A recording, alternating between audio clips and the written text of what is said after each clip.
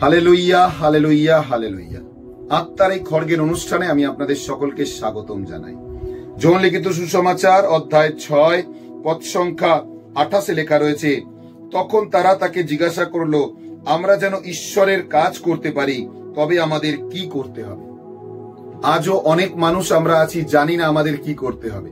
আসুন ঈশ্বরকে জিজ্ঞাসা করি, তিনি আমাদেরকে উত্তর দেবেন, তিনি আমাদেরকে বোঝাবেন, তিনি আমাদেরকে জানাবেন যে আমাদের কি করতে হবে। আপনার জীবনের সিদ্ধান্ত নেওয়ার আগে প্রভুর কাছে আসুন, প্রভুকে জানান যে প্রভু আমি কি করব, আমাকে বলো। প্রভু আপনাকে জানাবেন যেন আপনি তার অনুগ্রহ, কৃপা, দয়া আর আশীর্বাদ লাভ করতে পারেন। ধন্যবাদ যুক্ত থাকার জন্য। ঈশ্বর আপনাকে আশীর্বাদ করুক। শেয়ার করতে ভুলবেন না। জয় যিশু সকল।